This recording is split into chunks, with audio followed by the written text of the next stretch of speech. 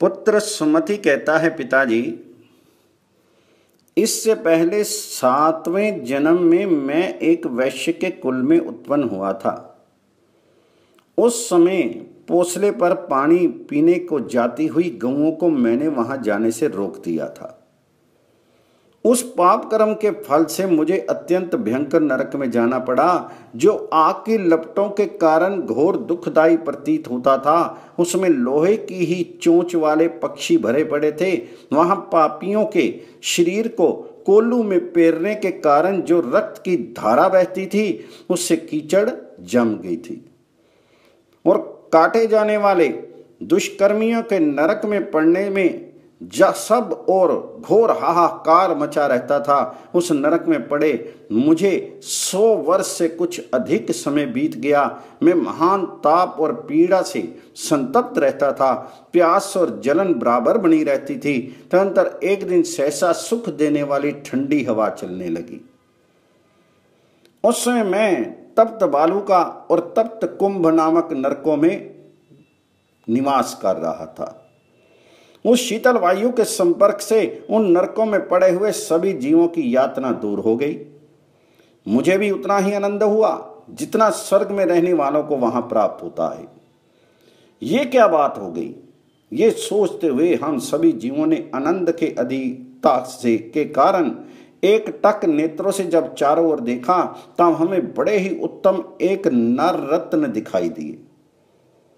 उनके साथ बिजली के समान कांतिमान एक भयंकर यमदूत था, जो आगे होकर रास्ता दिखा रहा था और कहता था, महाराज इधर से आइए।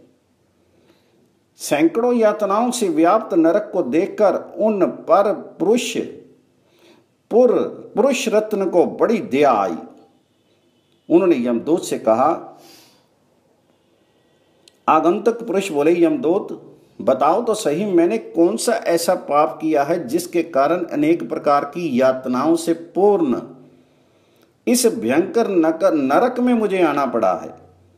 मेरा जन्म जनक वश में हुआ है। मैं विदेह देश में विप्रशित नाम से विख्यात राजा था और प्रजाजनों का भली भांति पालन करता था। मैंने बहुत से यज्ञ किए, धर्म के अनुसार पृथ्वी का पालन किया, कभी युद्ध में पीठ नहीं दिखाई तथा अतिथि को कभी निराश नहीं लौटने दिया।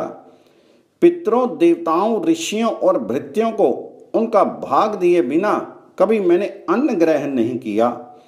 प्राय स्त्री और प्राय धन आदि की अभिलाषा मैंने मन में कभी नहीं हुई।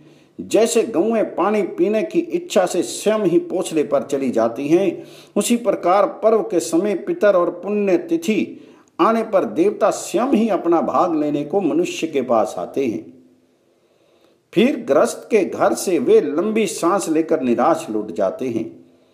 उनके इष्ट और पुत्र दोनों प्रकार के धर्म नष्ट हो जाते हैं।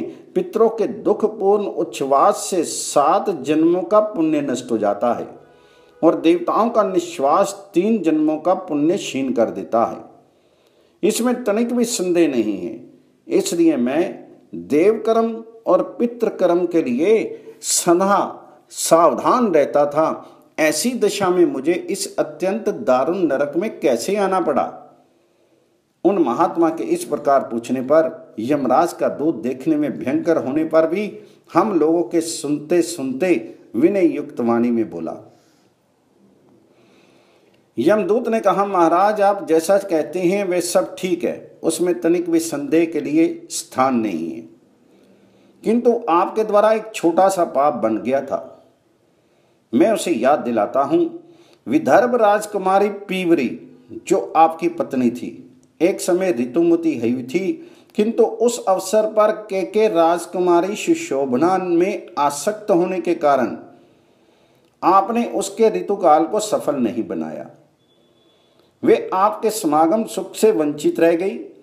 ऋतुकाल का उल्लंघन करने के कारण ही आपको ऐसे भयंकर नरक आना पड़ा है। जो धर्मात्मा पुरुष काम में आसक्त होकर स्त्री के ऋतुकाल का उल्लंघन करता है, वह पितरों का ऋणी होने से पाप को प्राप्त होकर नरक में पड़ता है।